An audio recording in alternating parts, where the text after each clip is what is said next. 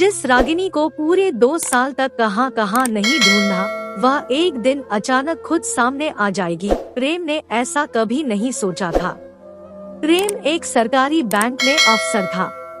उस दिन वह अपने काम में बिजी था कि किसी औरत की आवाज कानों में सुनाई पड़ी तो उसने मुड़कर देखा। रागिनी बोली, कैसे हो प्रेम?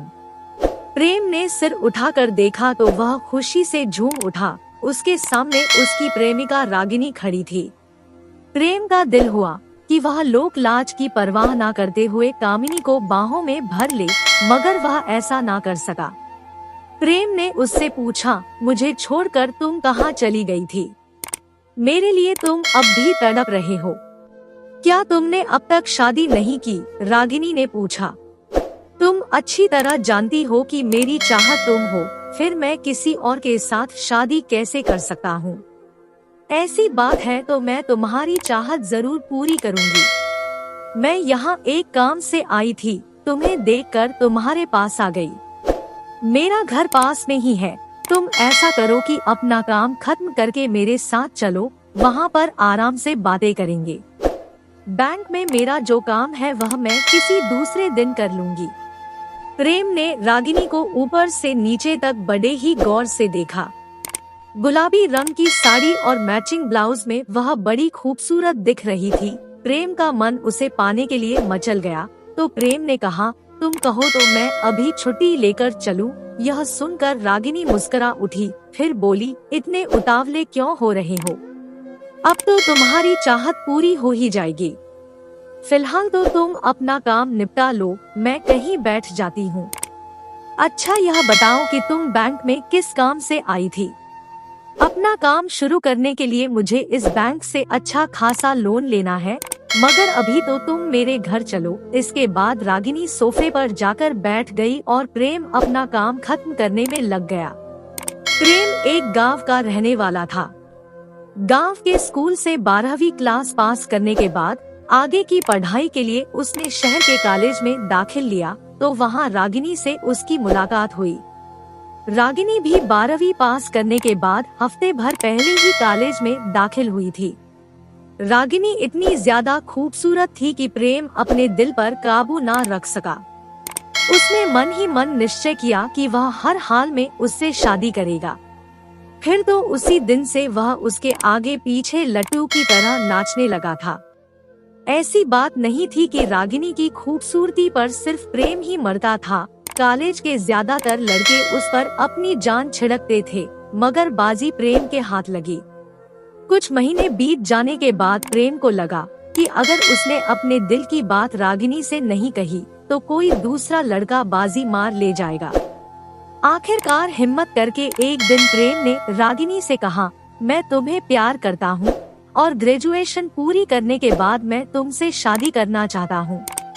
मैं जानती हूँ कि तुम मुझे प्यार करते हो, मैं भी तुम्हें प्यार करती हूँ, मगर शादी मैं तभी करूँगी जब मुझे कोई अच्छी सी नौकरी मिल जाएगी। प्रेम ने कहा, मैं अपने माँ बाप का इकलौता बेटा हूँ। हमारे पास खेती के लिए 100 एकड़ से ज्यादा की जमीन है, उससे हमारा गुजारा मजे से हो जाएगा। फिर तुम्हें नौकरी करने की क्या जरूरत है? मैं गुजारा नहीं करना चाहती प्रेम, शान शौकत की जिंदगी जीना चाहती हूँ। फिर तुम जिस जमीन की बात कर रहे हो वह तुम्हारी नहीं, तुम्हारे पुरखों की है। मैं चाहती हूँ कि मेरा होने वाला पति अपने पैरों पर खड़ा हो। ठीक है, मैं ग्रेजुएशन होने के बाद कहीं नौकरी कर लूँगा, मगर तुम क्यों नौकरी करना चाहती हो? प्रेम, मैं अपने पति पर निर्भर रहना नहीं चाहती। मैं खुद अपने पैरों पर खड़ी होकर अपनी जरूरतें पूरी करना चाहती हूँ। इसलिए मैंने तय किया है कि मैं उसी से शादी करूँगी जो मेरे रास्ते में दीवार नहीं खड़ी करेगा। अगर तुम मुझसे प्यार करते हो और मुझसे शादी करना चाहते हो तो तुम्हें मेरी नौकरी मिलने तक इंतजार करना होगा। प्रेम रागिनी की बात पर राजी हो गया और उस दिन के बाद से प्रेम ने शादी की बात कभी नहीं की। पहले की तरह दोनों एक दूसरे से मिलते रहे और इस तरह 2.5 साल बीत गए। एक दिन अचानक प्रेम के पिता ने उसे एक लड़की दिखाकर उससे शादी करने के लिए कहा। प्रेम रागिनी के सिवा किसी और से शादी नहीं करना चाहता था, इसलिए लड़की के घर से अपने घर आते ही उसने पिता को रागिनी के बारे में सब कुछ बता दिया। प्रेम ने अपने पिता से कहा कि अगर रागिनी से उसकी शादी नहीं हुई तो वह खुदकुशी कर लेगा। प्रेम के पिता समझदार थे तो वे बेटे का जुनून समझ गए।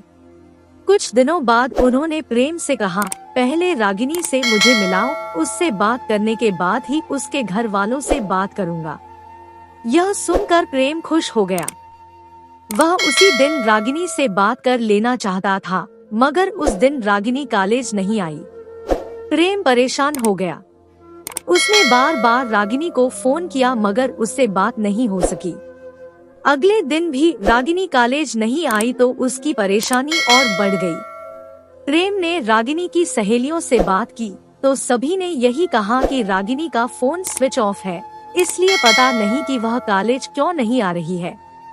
कुछ दिन और भी जब रागिनी कॉलेज नहीं आई तो प्रेम उसके घर चला गया।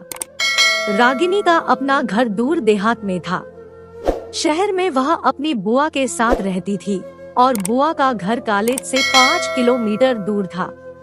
रागिनी बस से कॉलेज आती जाती थी। रागिनी की बुआ से प्रेम किसी बहाने से मिला तो बुआ ने बताया कि रागिनी की मां की तबीयत अचानक खराब हो गई थी, इसलिए उसे गांव आना पड़ा। रागिनी को देखे बिना प्रेम को चैन नहीं मिलने वाला था, इसलिए बुआ से गांव का पता लेकर अगले दिन ही वह मोटरसाइकिल से उसके गांव चला गया। रागिनी का गांव शहर से काफी दूर था। गांव की एक बुजुर्ग औरत की मदद से प्रेम रागिनी से एक सुनसान जगह पर मिला तो रागिनी के आते ही प्रेम उस पर बरस पड़ा। जानती हो कि एक दिन भी मैं तुम्हें नहीं देखता हूँ तो बेचैन हो जाता हूँ, तुमने अपना फोन भी बंद कर रखा है। रागिनी ने उससे कहा, मैंने फोन बंद नहीं किया था, शहर से गांव आते समय हाथ से छूटकर फोन जमीन पर गिर जाने के चलते खराब हो गया था, तब से बंद पड़ा है। अब शहर जाकर ही उसे ठीक कराऊंगी। अब तुम जाओ, यह शहर नहीं गांव है। अगर किसी ने तुम्हारे साथ मुझे देख लिया और मेरे घर वालों को बता दिया तो मेरी पढ़ाई बंद कर दी जाएगी। ऐसे में मेरा सपना भी पूरा नहीं होगा। अगर मेरा सपना पूरा नहीं होगा तो मैं तुमसे शादी नहीं कर पाऊंगी। कुछ दिन बाद जब माँ की तबीयत ठीक हो जाएगी तो मैं कॉलेज आ जाऊंगी।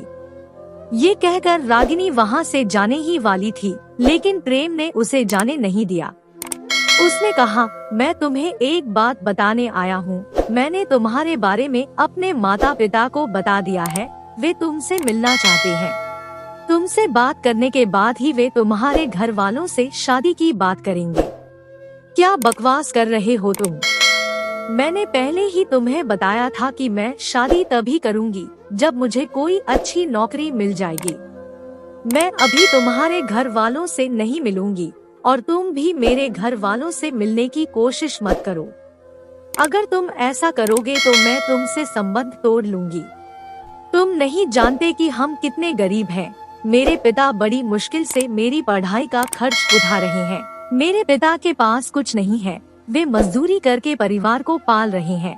मेरी 4 और बहनें हैं, वे तीनों मुझसे छोटी हैं, उनके प्रति भी मेरी जिम्मेदारी है।